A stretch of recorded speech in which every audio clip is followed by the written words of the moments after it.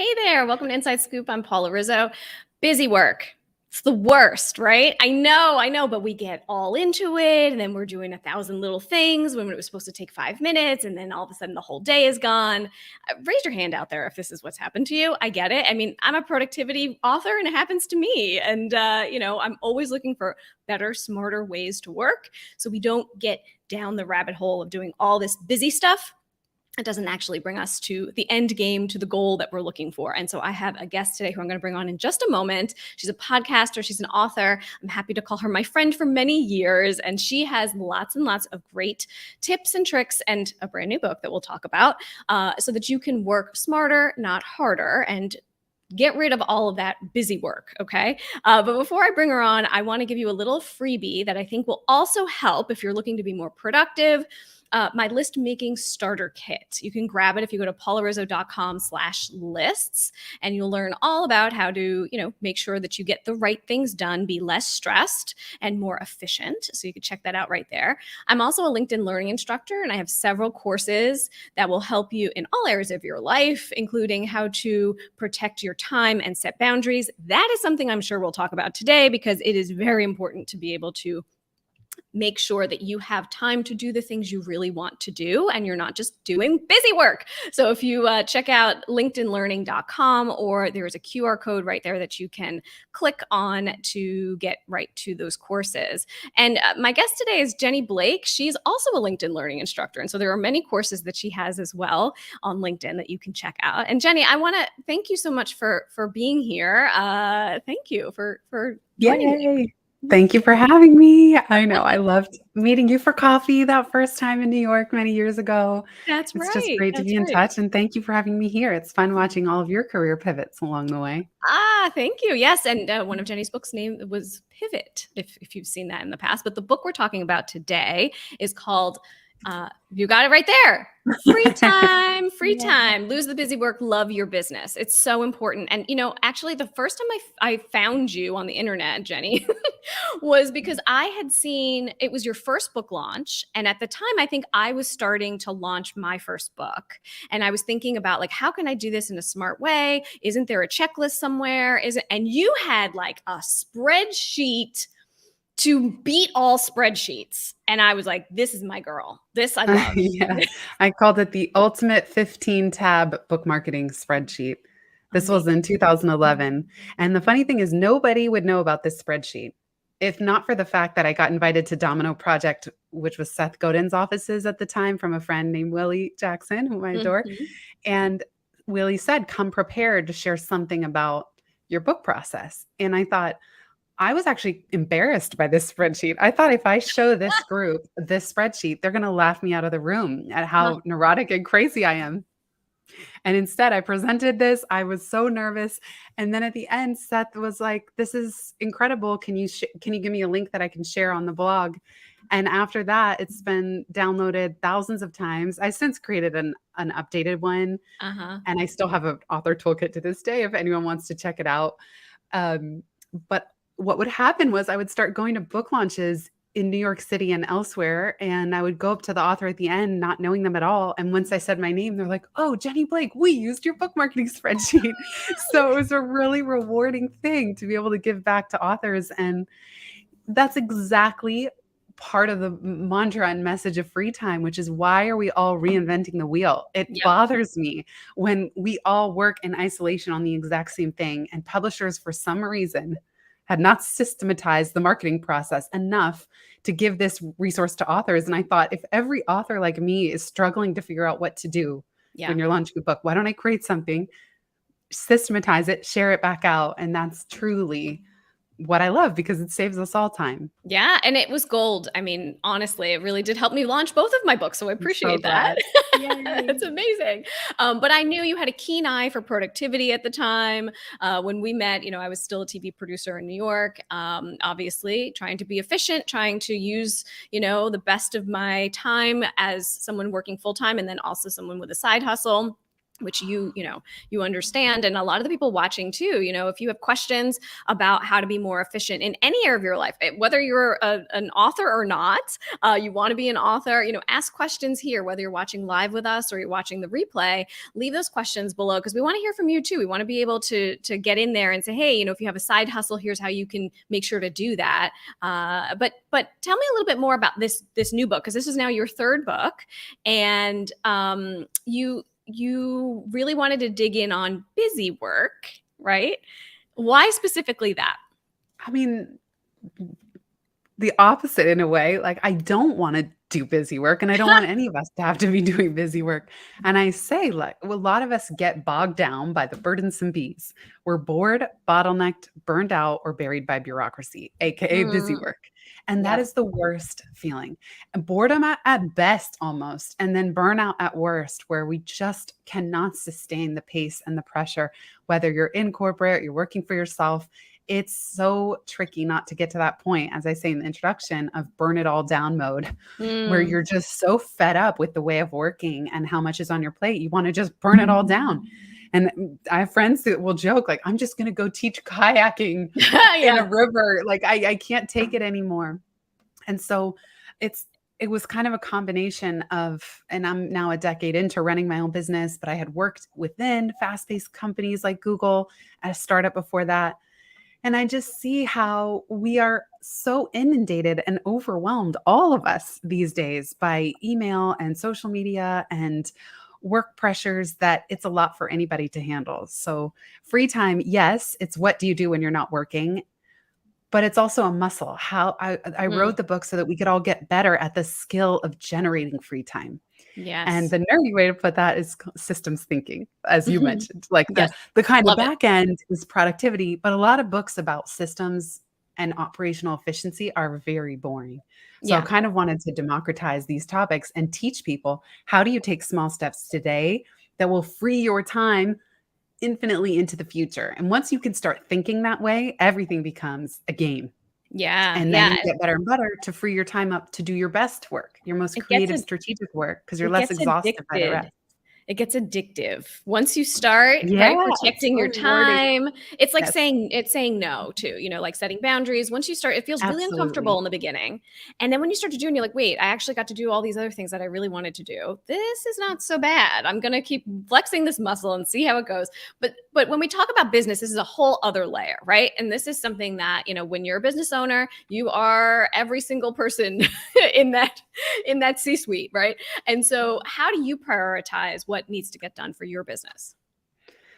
I like having one big creative goal. Sometimes it's a growth goal. So I might be creating something, and that's what Cal Newport calls deep work. Mm-hmm. Or maybe in the case of a book or my podcast, I'm launching or trying to grow something. So I tend to have two modes. And I like to know what mode I'm in. So for example, right now, my job is to stop myself. I'm not allowed to create anything new. I have 3 books, 2 podcasts, like, grow what exists. Yeah. Sometimes we chase shiny objects. Just like you said, a big focus for me this year has been streamlining and again, resisting the urge to do more or to add more to my schedule. And it's hard not to do that. Like, the clutter, just time clutter, can accumulate without much attention put on it. So I try to get really clear. What is my one mission? I won't even call it a goal. What is my mission right now, whether it's for 3 months, 6 months, this next year? And then be really discerning and do less and less and less. And a lot of that, in the book, I call it sailing the sea of shiny shoulds, is separating what is truly joyful for me, that I feel I'm uniquely good at, that I can share. Things like this I really, really enjoy. And can I drop the rest, even if it's really shiny? And I think that I should be doing it. Is that true? Mm-hmm. Yeah, it's sort of that gut hit, right? That's what brings you joy. There's things that you do because it makes you money and you have to do it. And there's things that's like, hey, I don't know, I just really like doing that. So I'm going to make sure that I prioritize it. It's important to go with your gut and know that about yourself. But it's interesting because I learned this lesson, unfortunately, because my appendix burst. And this was several years ago. This was after my first book came out, and I had to stop. I was out of work for 6 weeks. I, had been in the hospital for like 9 days. It was awful. Oh, that's so And so, stressful. right. And everything comes off your to-do list because you have no choice, because health is the only thing that you're focusing on at that time. But I learned a really great lesson when I came back into the world. It's like, what do I actually want to put onto my to-do list? What are the things that do make me excited or happy, or, and I started to use the mantra, rest is the new hustle, because I was so used to hustling and more and better. And what else can I do? And yes, I'll do that speaking thing and whatever. And then I was like, yeah, you know what? Rest is the new hustle. And you have your own perspective on hustle too. It never worked for me.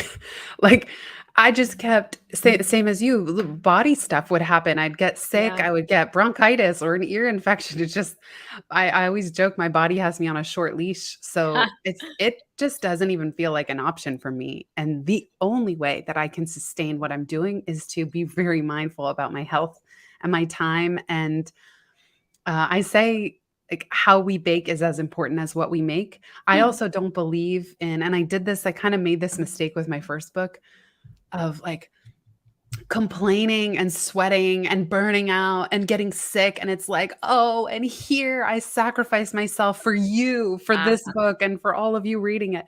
I just think I don't want to live that way. I feel like how we create things in our life and our business and work is baked into the final product. And so if we can learn and we can have, it actually does take some discipline to work with ease and joy and at a sustainable pace. I do believe that what we create will be more resonant and connected.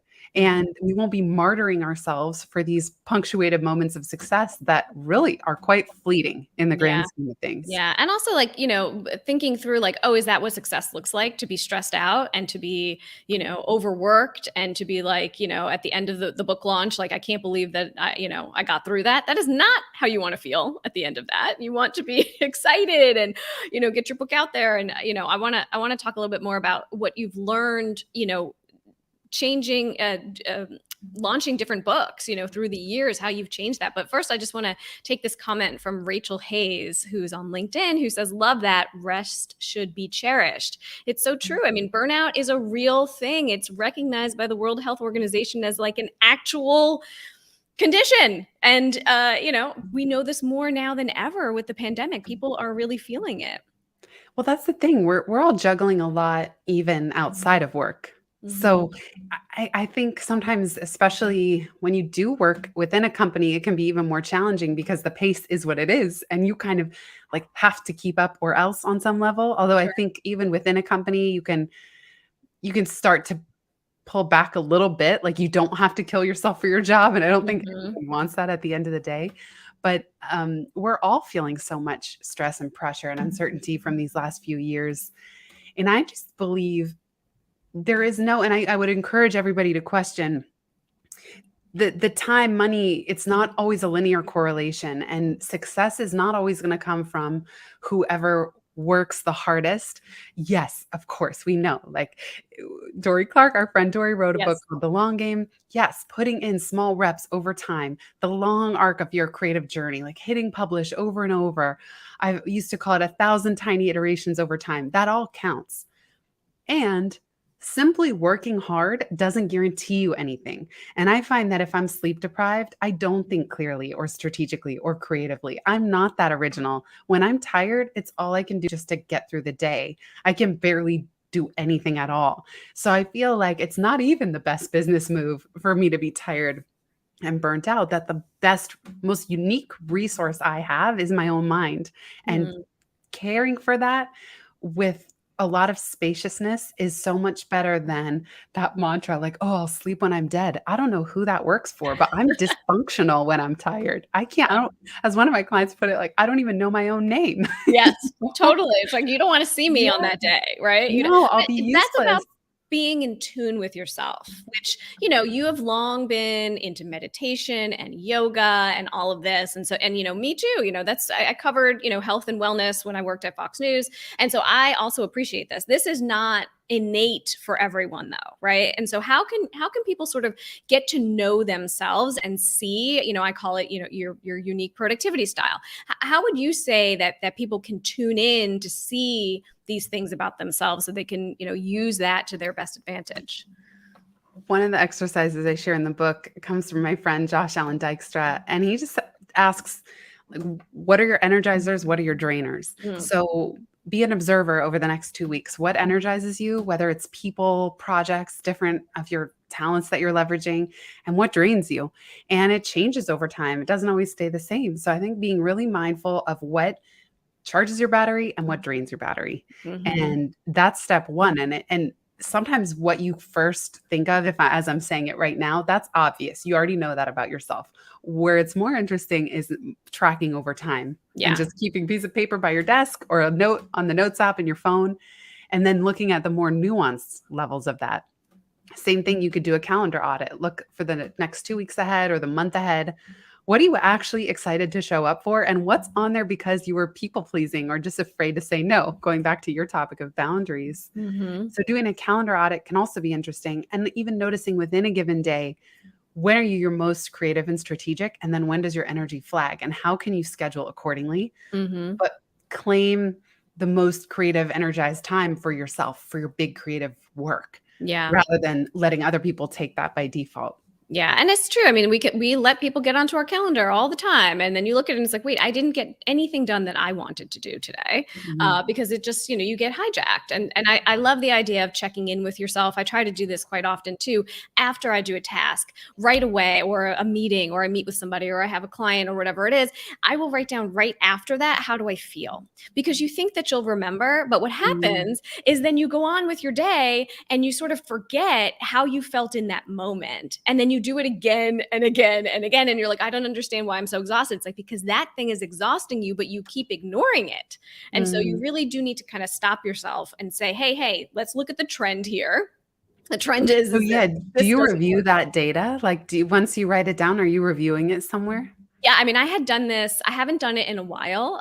But when I wrote my second book, Listful Living, it was, I mean, that's how the book was born, because I had been checking in with myself to say, like, this doesn't work. It was like my first year of working for myself. And I was like, everybody's on my calendar, more. And you would have thought that I would have learned from the appendix thing, right? And so you learn in short stints. You do it for a while and then you have to recalibrate. It happens to all of us. You have to rethink it. You have to, so, I feel like I'm coming up on the time where I have to redo this again, Jenny, because I'm getting to that point. And that's the thing. We're all a work in progress. This is over time that you make these little changes, but hopefully you will learn from your mistakes. You will learn from the things that you did before, which is, getting back to your book launches and the way that you've published the 3 different books. Could you talk a little bit about that and how intentional you've been about this book launch, as opposed to, in the beginning when you hadn't done it before, and how would you know? Well, my first book, Life After College, came out in 2011. I was working at Google right up until the book launch, like 2 weeks prior to the launch. So I was already burnt out before the book launched. I tell this story, I think, in Pivot, where a friend asked me in Chipotle, how are you doing? And I just burst into tears. And I was just at the beginning. Ryan Holiday says in his book, Perennial Seller, the thing about being an author is you feel like you finish a marathon, which is writing the book, and then only to have someone walk you over to a new starting line of a new marathon, and that's promoting the book. That's the marketing piece. It's its own journey. So Life After College, I was just a hot mess. and so with Pivot, I really decided, that came out in 2016, that I'm going to market Pivot with magic and serendipity. And I'm going to trust the process, and I'm going to be delighted and surprised by whatever comes my way, but I'm not going to push the river, as the Zen saying goes. And I really took that same tack with Free Time, where I had a team. Stephanie Houston helped spearhead, and Courtney Kenny was really tremendously helpful. So we assembled this like pop-up, delightfully tiny team. The theme of our launch was fun. So for everything from the cover that has confetti on it is meant to be delightful and fun. We only did fun things. I'm not on social media, but Stephanie and her cousin Haley, they did a transparent takeover. So I didn't want them to post and pretend that they were me. But Stephanie loves social media. So she authentically posted on my accounts as her. And in fact, a lot of my friends from all different parts of my network were really happy to see those posts and know what was going on. Meanwhile, I didn't have to do it, but it still felt in integrity because she was signing them with her name. So Sure. that was kind of cool because it enabled us to have fun, to try something new, and yet I didn't have to dive back into the infinite scroll social Right. media pool It's that such I an didn't want to interesting do. idea to have a theme, an intention for the launch. Like, here is what the theme is for this, and to have everybody on board. Like, that's such a really nice way of thinking about it, because launches, any kind of launch, but book launch especially, can really take over your life, your soul, your energy, everything that you do. You mentioned that you don't do social media. Is that a way for you to sort of simplify your life and protect your time, or what's your thought on that? Yeah. Yeah, absolutely. Like everything we've talked about, time, energy, attention. I found that when I would sign off of any of those apps, I felt worse, not better. I Hmm. felt that my attention was being splintered and fragmented. So I was always thinking of small little quips to post. And then I was feeling pressure or guilt if I didn't respond to all the comments. I felt Yeah. bad, like a jerk if I would Mhm. post and then, oh, I don't read comments. Okay. But then it's this one sided soapbox I'm standing on. And then 3, I felt that I was overwhelmed. I'm Yeah. a deep introvert, and I'm already most of the time overwhelmed by feeling guilty, like I'm not keeping up with my family, my close friends, and my inboxes, just my Mhm. main email. And the fact is, every time there's a new social media app, there's a new inbox that comes with it. So Twitter, I was on in early days, Facebook, LinkedIn, Instagram. I can't keep up with that and create deep work that has like the most original thinking I'm capable of. So Sure. by me not being on there, I just keep my mind more quiet. I have less guilt. I have less compare and despair of just coveting things that other people have. Yeah. That really gets triggered in me when I'm on those apps. And I'm sure I'm missing out on some things. And some would argue like platform size and reach and impact. But I also know myself, and if I burn out trying to keep up with all that, I won't have the 2 podcasts and the 2 newsletters that I do. Sure. So I've just decided those are my main channels of how I communicate.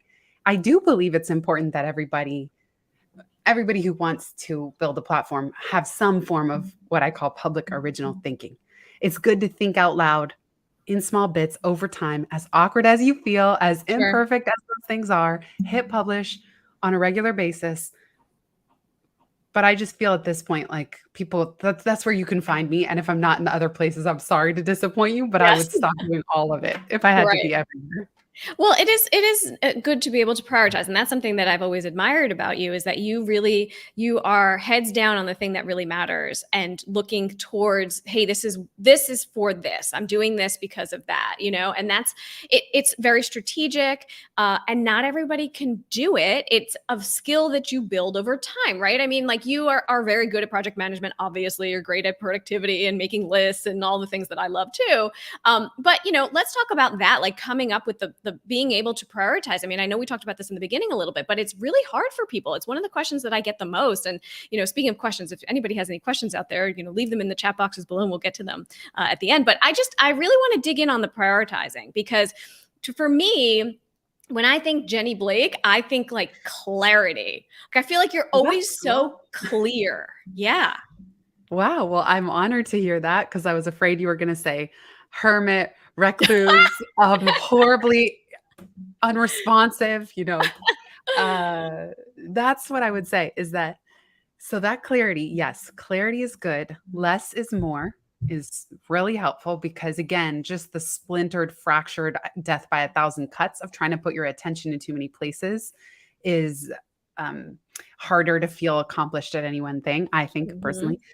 And then what trade-offs are you willing to make? So I will tell you that when I was writing any of my books, Pivot, Free Time, I truly was a hermit. Like I was Mhm. a bad friend. I was bad at email. I'm not going to say bad friend. I do the best I can, but I was bad at email. I would sometimes take 3 weeks to respond. And in one case, I replied 2 years later to the day. Wow. And I said, I'm so sorry. I missed this the first time around, but wanted to pop in and say hi. And that was the trade-off I was willing to make. I was willing to I say I put the snail back into email. Mhm. I was willing to be slow in order to write a book. And you can work around that. Like if you have a really strong team, I know plenty of people who have someone in their email and the person like me doesn't even read anything. The person, their helper is just in there Sure. responding.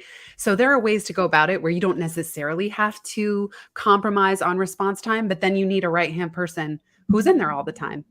And so I think it's just trade-offs. What trade-offs are you willing to make? Are you willing to spend on team in order to free up that part of your time? And just being willing to, like, there's going to be some FOMO. If you're Sure. prioritizing and you want to have clarity and get one really big thing done, you will have some FOMO that you're not in all the places, or you can't say yes to all the invites during that window. But for me, the thing that I can say if I die tomorrow, I'll be okay is because I've written the books. It's the books and the podcast. Those are the things I'm most proud of. Yeah. And that's what I think. If you can get clear on that, like what are the things that you will be the most proud to say that you did in your life and that you created, then it does put some perspective onto some of the smaller stuff. Again, the shiny Yeah. should. Totally. Yes, for sure. We have a question from Rachel. Let's take this. Any best practices to keep you focused on your writing? Any habits that have helped you to actually follow through? Yeah. Well, I don't write my books in a linear way. I organized this last one in Notion, and I have a few looms in the author toolkit on this. We'll put the link in the chat or somewhere. It's Yeah. freetime.com/authors. So I don't write in a linear way. I find that really stifling. Like if I had to just open a Google Doc and just write from the start of the book all the way till I was done, 30 or 50,000 words, I wouldn't be able to do it. So I think in a really nonlinear way, everything is the length of a blog post, even 500 words. My friend MVS and I did a 30-day challenge where we each had to write 100 words a day and just send each other a check mark in Marco Polo. And that was so Smart. helpful because 100 words is about 7 sentences, as he pointed out. And I could sometimes just voice dictate a voice memo on my phone into a little Notion card. I would have a Kanban style book board. So I knew with free time, it was going to be mind, time, and team. And I just had cards. Like one little card would say, the floor is lava. That's a metaphor for working on the process, not just in the task. If you're only working in the task, like in your email inbox, you're standing in the lava. How can you build the furniture that you have to? Okay. Well, that's just a little 500-word essay. And then over time, I would move those cards around. And I then realized, okay, those 3 parts, mind, time, and team, it's not that active. How do I create a process? What's the transformation? Okay. And then, it's a big puzzle that you're solving. And I know people did more puzzles than ever during the pandemic. Yes, So true. if you think of it like a big puzzle, and within that, I made sure the chapters were really short. You're only ever writing 500 words, like a short little blog post at a time. And then it's just tying it all together. So Yeah. that was helpful for me to not have too much writer's block. And I take a page from Nassim Taleb, who says, if you're bored as the author, then the reader is going to be bored. So Yes. stop writing that Don't section. do it. You're Yeah. not excited to write it, chuck it. Yes.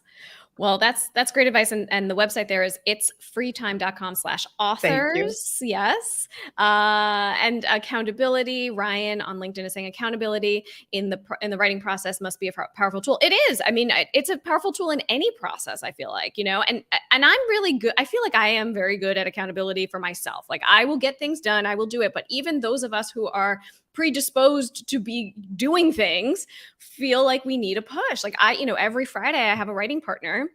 And I did that for all of my books. They were different people, but I had a different writing partner for each of my books. And I'm working on fiction now, which is totally different. And so every Friday I meet with my writing partner, and she's working on something completely different. We say hello, how's it going? How was your week? Whatever. Okay, great. Let's do our writing. And it's a great way because I show up even when I don't want to, and that is it's important because I don't want to let her down. I love that. And I love that you're doing fiction. How brave. It's so fun. My friend and I also had, my friend Sarah and I, we call it Author Support Group, ASG. We would collect in a Google Doc all the questions where we were unsure about what we were writing. like, is this going to be controversial or is this confusing? What should I call this little section? Which headline do you like better, A or B? And we would just collect them, schedule an ASG, get on the phone and review each other's section of the Google Doc. And that was also really helpful for getting Very smart. unstuck. And nice to get it out of your head, get it out of Yeah. your head, get it down on paper, say it out loud, talk about it with somebody. It's great. Jenny, I mean, I feel like we could talk forever. So thank you for being here. Likewise. I want to direct everyone to your podcast because you have some great, obviously the book. That's number one. Sorry, back up. Number one, the book. Pick up the book, free time. You need some more free time in your life. Believe me, you need some Jenny Blake in your life. And then the podcast, of course, which you've been doing, many podcasts. You have 2 podcasts, but this one is specifically about this topic, free time with Jenny Blake.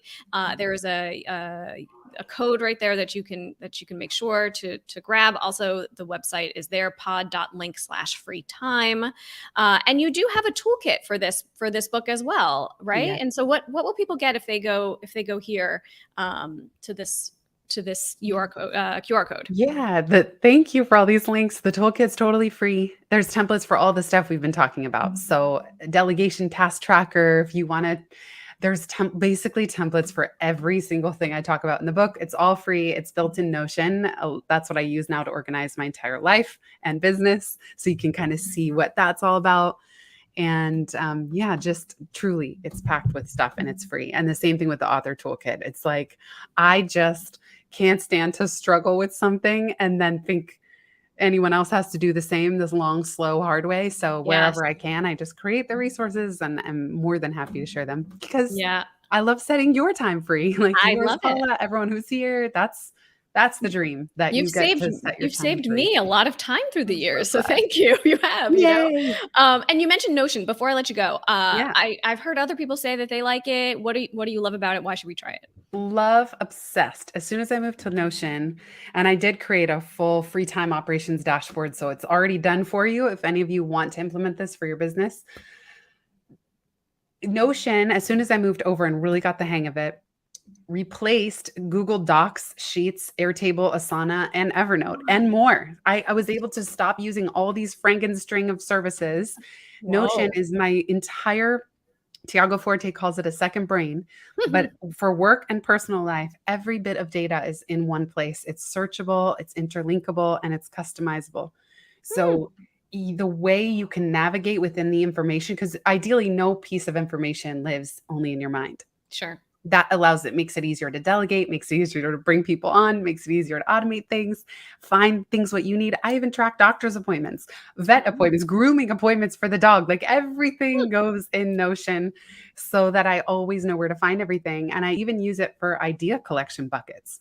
So as I find little clips of inspiration that I curate as I encounter articles, podcasts, and so on, I have a database, like a synthesis where I collect all that. And then I can very easily create different views for myself of where I might want to put that stuff. Wow. All right. Well, I'm sold. I'm going to check it out because it had been on my list for a while to look at, and then I never did. But now, now that you're saying it, I got to check it out. And Ryan loves your Frankenstring. He loves Frankenstring. He thinks that's very funny. I agree. Yeah, because that's what we do, and then we chase all the shiny software objects and we're still no better off. So the dashboard is if you go to itsfreetime.com/dashboard, that I will say that one's paid. It's not free, but I put 2.5 years, almost 3 into building out every single nuanced detail so that, again, you don't have to do it from scratch because it's very intimidating. Yes. When you sign up for Notion, it's just a blank page and that is super intimidating. And there is a big learning curve.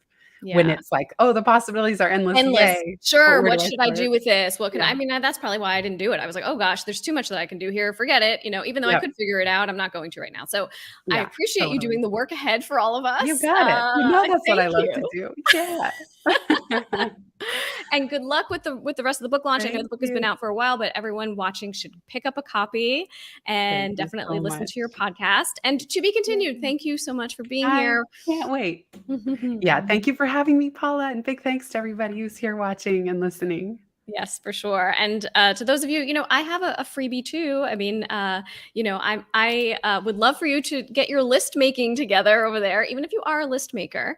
I have a list making starter kit for you, which has all kinds of templates and things like that to help you to be more productive and less stressed. That is the whole name of the game here, right? So if you go to paularizzo.com/list, you can check that out. And thank you for watching. If you have more questions, leave them below. We'll be continuing to check it out, even if this is the replay for you. So thanks for watching, and we'll see you next time.